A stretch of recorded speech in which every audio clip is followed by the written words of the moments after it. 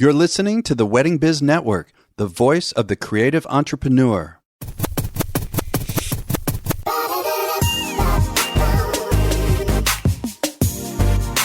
Hey everybody, it's Andy Kushner, host of the Wedding Biz, and I am still working on Clubhouse.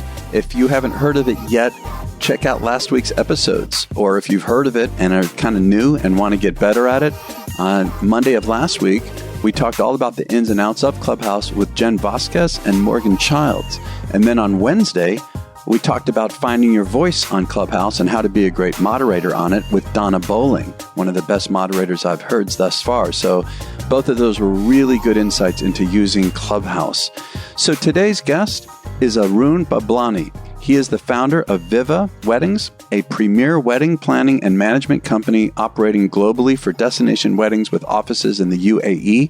They specialize in South Asian weddings in the form of Indian, Pakistani, Srilankan, and Bangladeshi weddings. They were rated the best wedding planning and management company in the Middle East by Brides Awards 2020. Also recently won the Best Wedding Planner 2020 global category at the International Wedding Awards, and the Best Wedding Planners 2020 Best Wedding Concept and Destinations Weddings category at the Belief Weddings Awards, and the prestigious WOW Awards Middle East 2019 under the category of Wedding Celebration of the Year. So enjoy my conversation with Arun Bablani.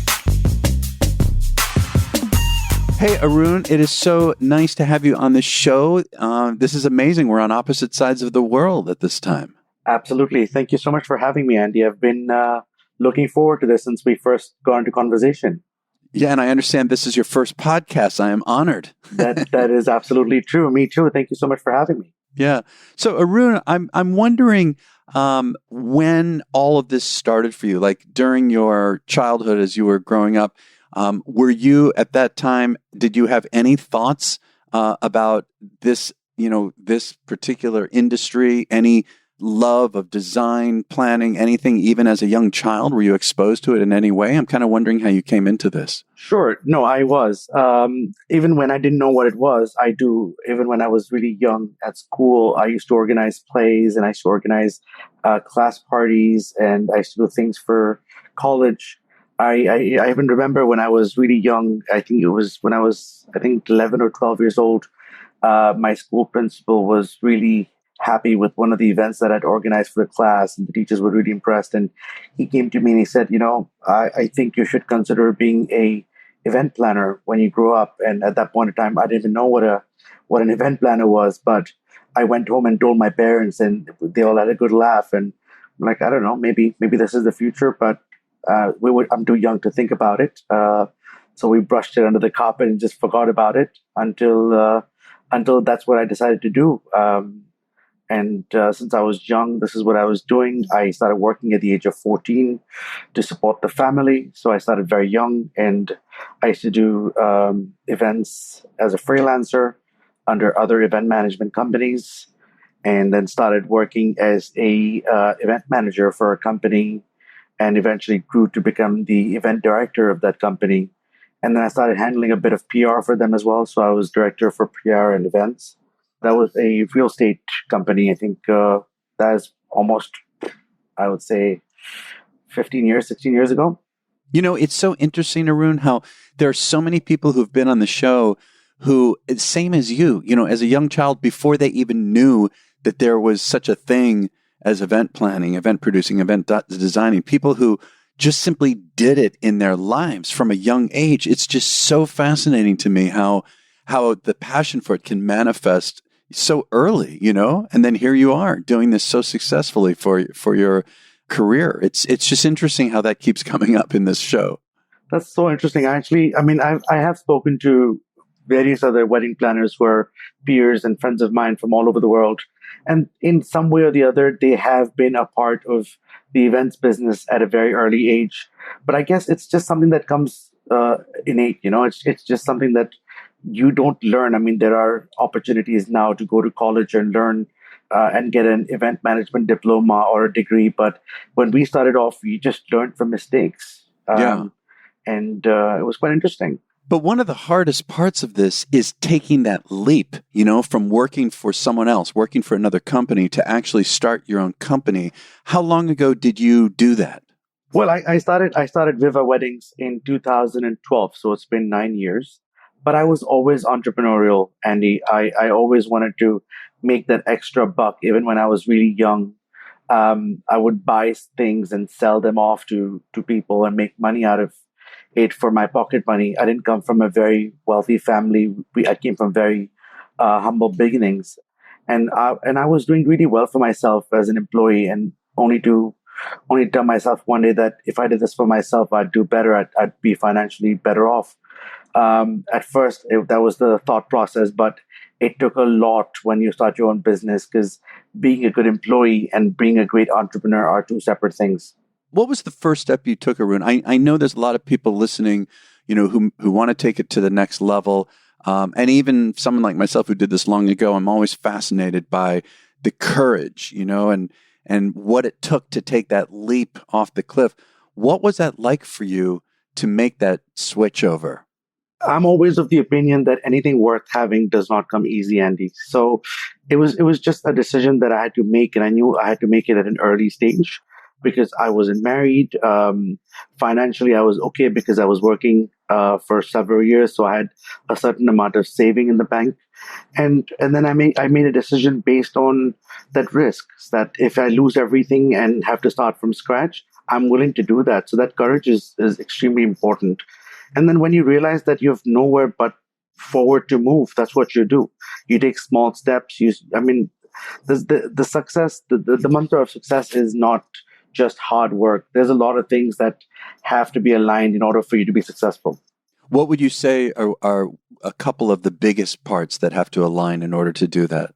So obviously, hard work, which is a prereq, it's not an option. Working hard is extremely important. Next, I feel karma plays a very big role. So what kind of person you are, what you've done in the past, if you have helped people, if you've been that person that has been generous enough to give back. So that's extremely important.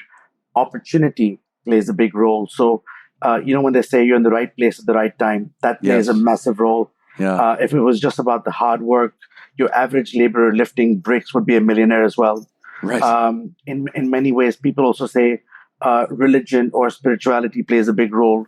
I'm not very spiritual. I'm a big believer in karma, but I'm not very big when it comes to physically visiting religious places. But yeah, that spiritual guidance is also extremely important. Hmm. So when you got into it, did you know anything about South Asian weddings? I know that that's your specialty, and you do. I mean, just absolutely. I mean, what I've seen through the website and social media is just absolutely stunning. Did you have any experience in any way, shape, or form with South Asian weddings? That's a very big thing to take on.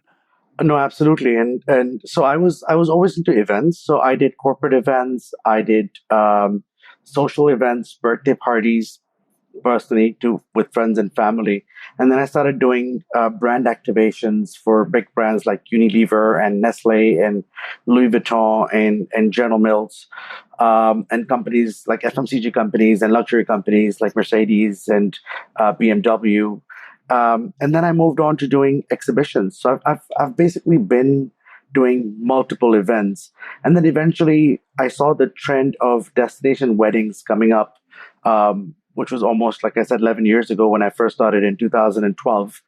And I thought might be worth trying out. And one of my friends approached me and said, listen, I'm getting married. You do a lot of events. Would you please help me plan my wedding? It's a 1,600 people wedding. Oh And my gosh. yeah, I mean, we do exhibitions and we do, Yeah. we should do exhibitions for 20,000 people. So the number at that point didn't seem too large. And I'm like, okay, I can try it. But the only thing is because I'm learning and I'll be learning on the job, I won't charge you anything. And he said, no, I'd love to pay something. And I'm like, no, if this is something that I want to try and put on my portfolio or put on my resume for the future, let me do this. And I won't charge you anything for it. And he was really happy to take that offer. I'm sure. I did his wedding, and it was a 3-night, 4-day celebration. People came from all over the world. So we had to do everything from organizing the logistics, pick up all the guests, check them into hotels, organize all the separate events. They were 3 events a day. So there was an afternoon event, there was a morning event, and there was a night reception of some sorts for the 3 days. And I had put a team together temporarily for that event, and everything went really well. Everyone was really happy. I didn't even have a brand name or a company at that point in time, so I was just working as a freelancer.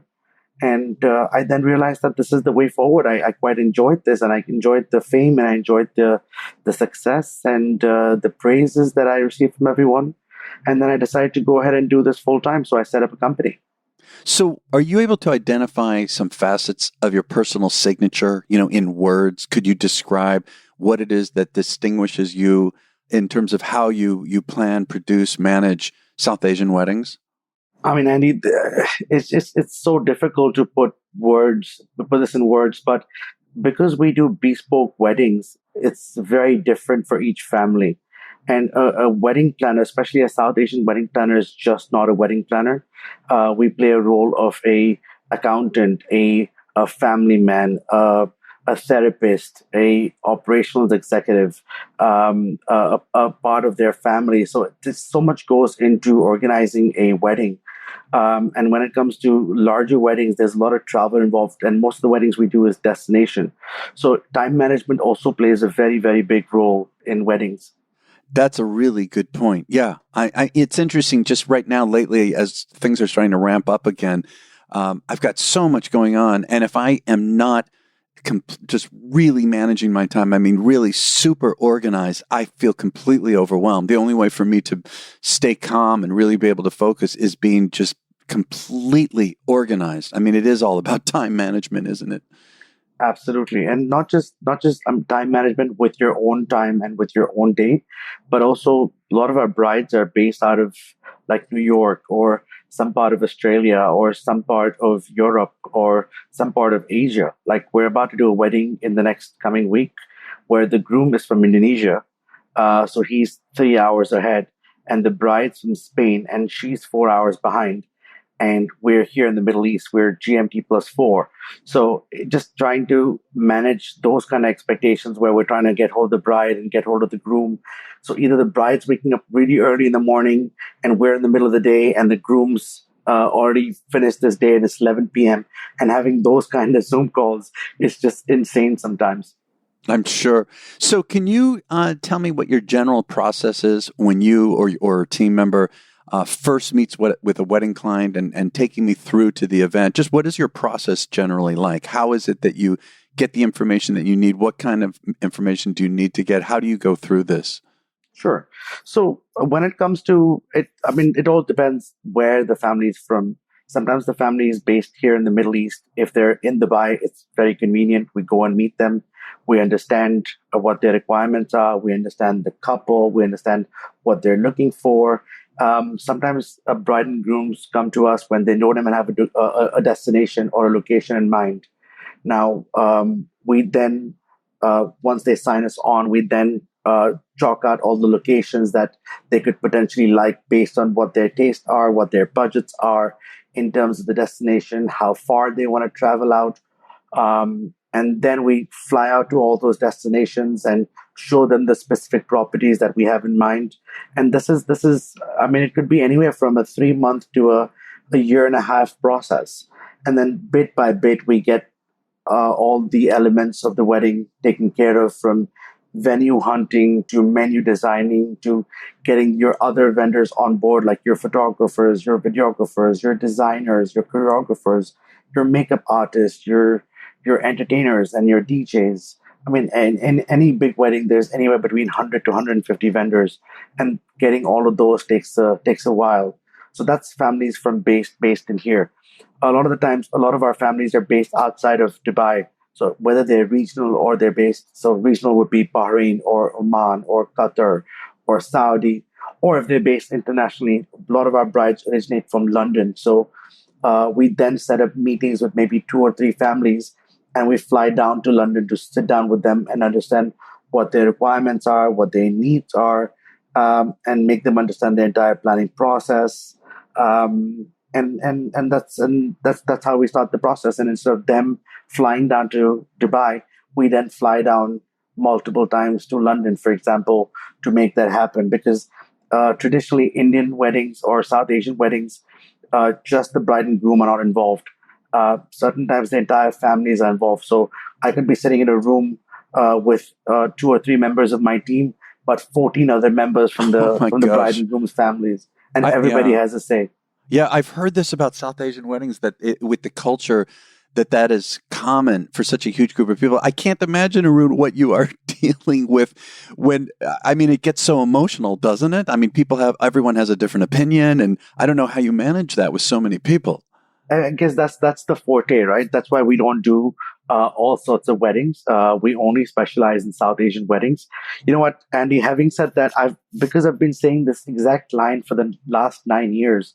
You have to also understand that there are 1.4 billion Indians around the world, Mm. and there is no reason for me to focus on anything else. There's over 10 million Indian weddings that happen a year. Oh my gosh. So there's enough demand, and there's enough wedding planners to ensure that demand is taken care of.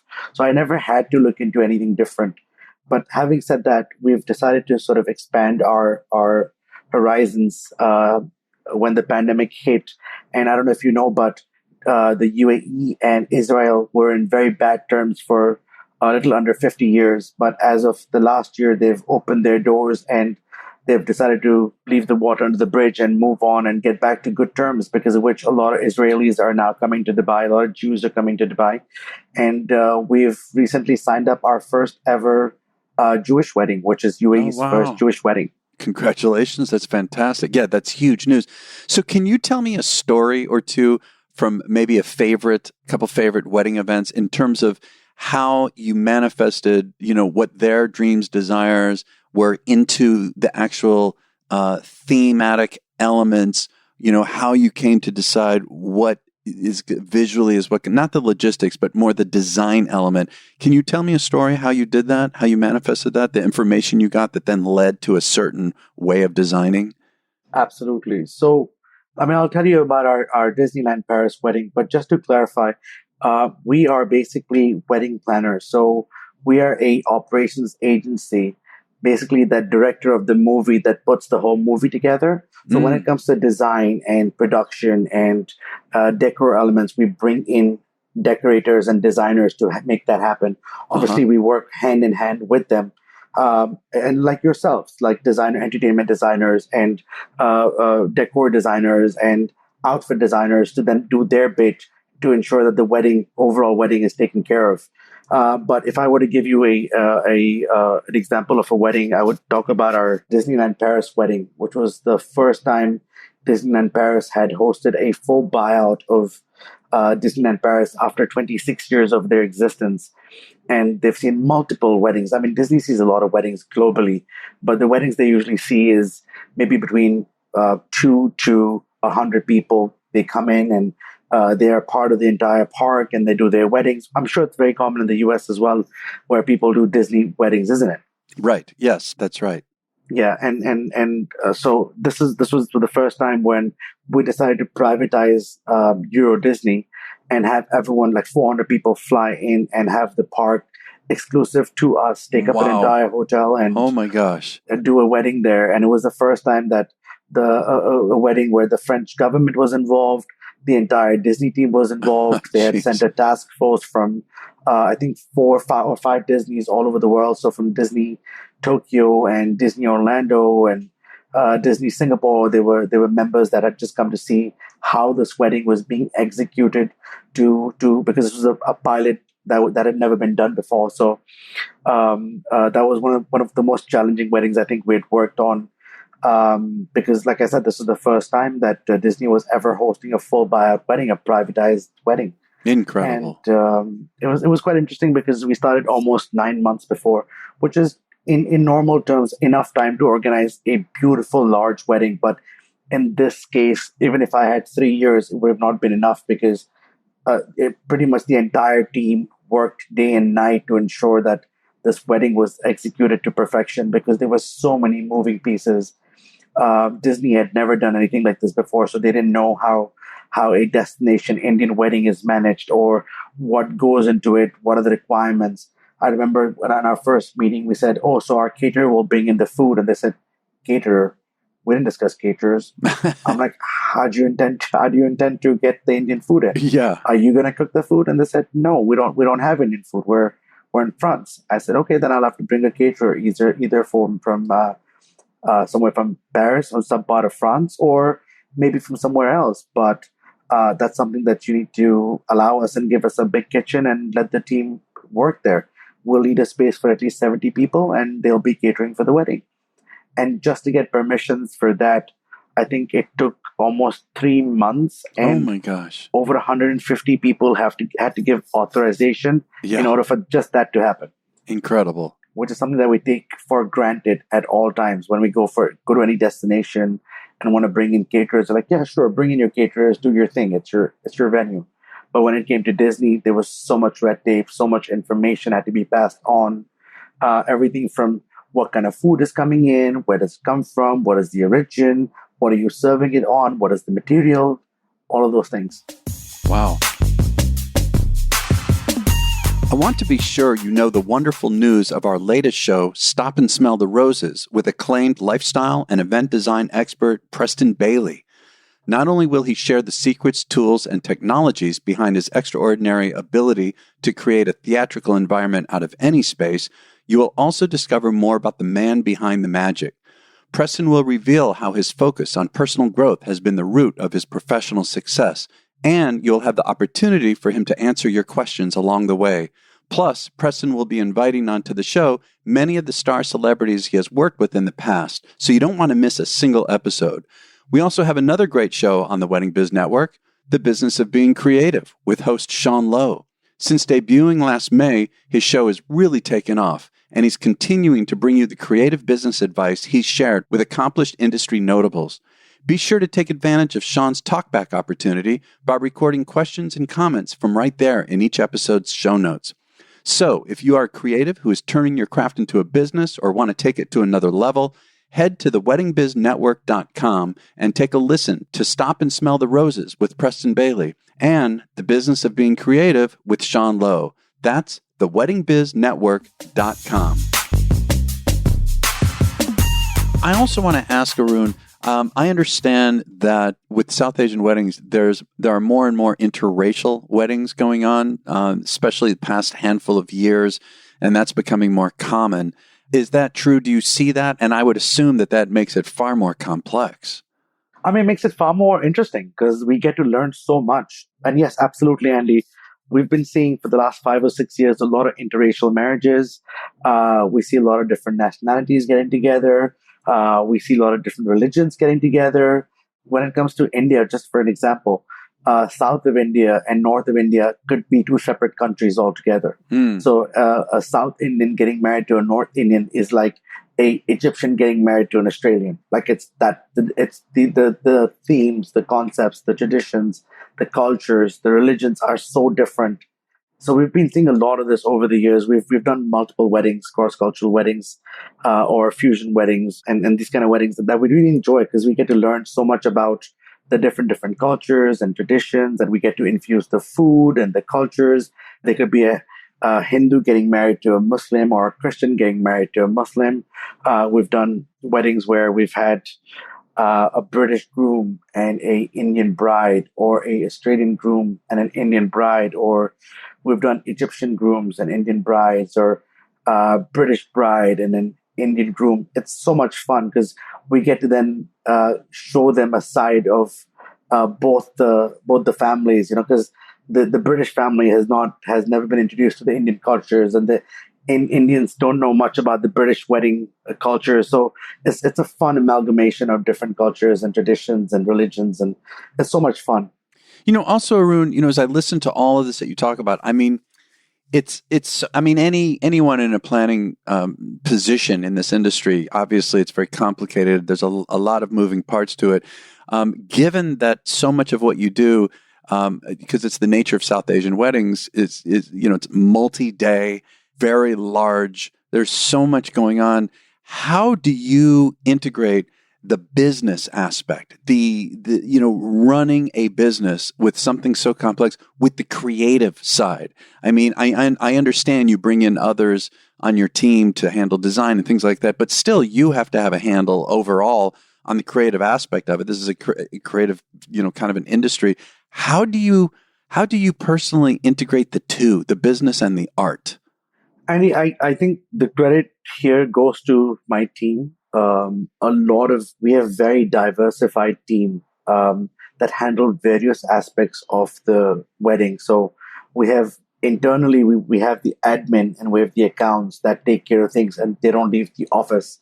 And we have the marketing also that does not leave the office unless we're doing fam trips or site visits, or if I'm going and speaking at a conference, they will join me. But otherwise, they're in the office. But the team that actually runs the weddings have artist managers that ensure all the artists are taken care of, all the DJs, all the celebrities that come in with their tech riders and all their requirements and whatever they need for food and their stay and whatever, that is taken care of by the artist manager. We have an F&B specialist that takes care of curation of all the menus and all the wine pairing. Sometimes even her knowledge, the person who handles the F&B, even sometimes her knowledge with wine is limited, and the clients are looking for someone even more experienced. We bring in on board a sommelier that takes care of the entire wine pairing aspect of the menus. Wow. Yeah. And that person is there at the venue ensuring that everything that is served looks good, tastes good, and is presented beautifully. So like that, we have different elements and different departments in the business that take care of all of that. Money is something that is important for me to live by, but it's something that I don't look into. The team, the finance handles all the invoicing and all the business aspect. I just do what makes me happy and what makes my client happy. I've always been a firm believer that if you do something right and if you do something well, and if you're passionate about something, just keep doing it and the money will follow. I love that. How many employees do you have?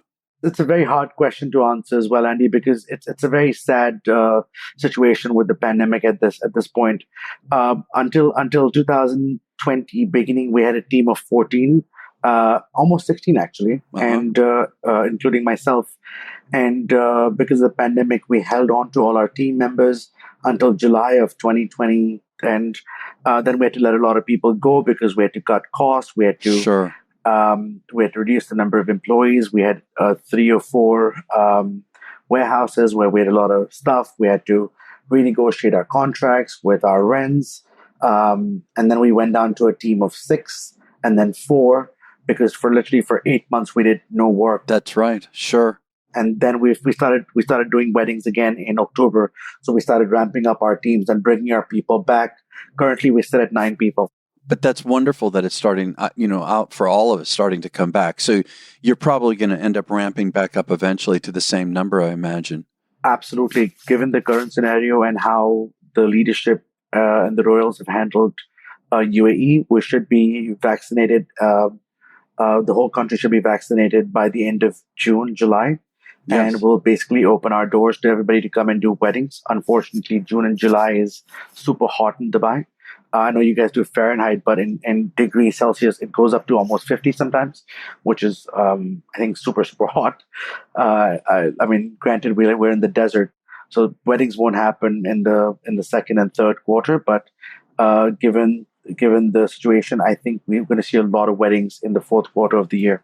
So, Arun, what are some of the hardest parts and you can answer this personally or with the business or both, but what are some of the hardest parts, about what you have to do on a regular basis? What is the most difficult aspect of this for you? I mean, Andy, if you speak to anybody that is successful at what they do, the one thing they'll tell you is it takes time away. I mean, we enjoy every aspect of what we do. I love my job. I wake up every morning thinking this is the best thing in my life, but anything you love and do well requires time and effort. And there are sacrifices have to be made, whether it's with your family or with your friends or giving time to your loved ones. So that is something that it bothers me, but it is something that I would hope that my friends and my family understands. And over the years, I've realized that Arun is available when he's available. So unfortunately, I have to miss family occasions, family celebrations, and my friends' parties sometime, and I don't get to have a lot of time off. And I mean, before the pandemic, I used to travel almost 200 days out of the year. Wow. So I just didn't have enough time, and I never complain because I really enjoy what I do. But I do, when I see photos of my friends hanging out and doing things Right. and doing Right. staycations, I do feel left out. Yeah, it's interesting so I have a music and entertainment company, Kushner Entertainment, and I was performing in my top act for decades. And I remember the same thing. It was so hard to miss, get-togethers with friends on weekends. And then 3 years ago, I left my top band. I mean, I still manage everything, and nothing has changed as far as the level of jobs and events that we do. But I finally was able to get most of my Saturdays back after all this time, all these decades. And it's, that is something I think that all of us in this industry are struggling with, is how to balance our personal life with our business life. It's I think it's just a challenge that we're always going to be dealing with. Absolutely. And especially with wedding planners, we work 24 hours a day. Like I wake up at 2, 3 in the morning, sometimes to do Zoom calls and sleep late because I'm working, and that takes away the time that I could have been spending with my family, with my parents, my wife, right, and having a good time. But this is where I have to do what I have to do. Yeah, and just a couple more questions, Arun. So, in today's world and technology, the rate of change is just, oh my gosh, it is so fast. Everything is moving and changing so fast. How do you feel about the need and how do you deal with staying relevant with this constant rate of change? I mean, staying relevant for us is everything, Andy. When it comes to trends and events and new color schemes and using technology, it's everything. When we work with Indian weddings, one of the first briefs we get when really wealthy, high net worth individuals come to our office is, I want you to do something that has never been done before, which is amazing because it gives us that challenge of trying to implement new things, new technology. So staying relevant is something that is almost a prerequisite when it comes to wedding planning, but achieving new targets, achieving new ideas, achieving new themes, achieving heights that's never been done before. I mean, I don't know if you've had an opportunity to visit some of the Indian weddings that even happen in the US or around the world. They do crazy things. We've done some insane stuff. We've cut mountains. We once couldn't find a space for one of our events in a big hotel in Oman, and we didn't know what to do about it. And someone recommended that we could tear down a mountain and cut a mountain down so we could create an event space. Oh, and that is what we did. It took almost 3 weeks where we cut down a mountain to make a flat ground to accommodate 2,000 people for a wedding. Yeah. Because the event spaces that the venue had couldn't accommodate that. Or another example I could give you is, I remember almost, I think 8 years ago, 8 or 9 years ago, we'd just started doing well, and people were learning more and more about us. We had this family that had flown down from Belgium. They were into diamonds, and we had done a full buyout of a hotel of 347 rooms on the Palm, which is a part of Dubai here. It's a man-made island. The groom at one point said that, I'd like to enter into the event on an elephant. And when it comes to Indian weddings, a procession on a camel or on a horse is not uncommon. Yeah. And I'm like, you know what? We've never got a elephant here before, but sure, let me have my team check that out for you, and I'll let you know what the logistics are and what it costs. And we spent 2 days looking for an elephant, only to realize that Dubai does not have an elephant. Oh boy! And Okay. and then I said, okay, it is what it is. So I gave the groom a call and I said, listen, here are your options. You can come on a horse, which is traditional. We can get you a horse carriage, so we can have more than one horse. We can have a bunch of horses, and you can come in a carriage in the back. Or we could get you on a camel, which is traditional. It's Arabian. It's kind of cool. or we can bring you in a nice convertible so we can get you in a nice Rolls Royce drop head and do a nice procession with everyone in there. And he's like, no, I want to come on an elephant. And I said, yeah, unfortunately, we don't have one here. And he said, listen, I hire you for you to organize things, and I don't care what it costs, so organize it. Yeah. So a few days later, we found out that there is a elephant to be rented out that we can bring down from Kenya. Uh-huh. So at the cost of, I think, $28,000, 16 of my team members working on this, a lot of logistics, 2 lawyers on the team. We organized a elephant to be flown down from Kenya for 4 hours. Oh my gosh. To bring him. Incredible. And that's the kind of stuff, right? That's the kind of stuff we live for. These are the kind of things that we enjoy, and these are the things that we love. Like, this is the thing I'm in love with.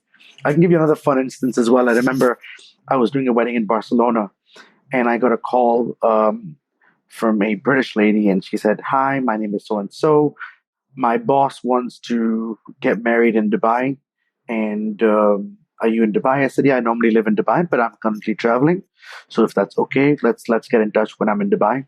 And she's like, no, listen, this is really urgent, and I would love to meet with you. And I said, yeah, I'm landing in 3 days, so let's meet. Just out of curiosity, can you give me a quick brief? And she's like, yeah, it's a 6-people wedding. And I said, listen, let me stop you there. We don't do 6-people weddings. And she's like, no, but this is very different. I'm like, okay, how is it different? Like, the minimum number of weddings, the number of people we do when it comes to weddings is 250 plus or 300. Like, we've done up to 6,000. So I don't know how 6 works.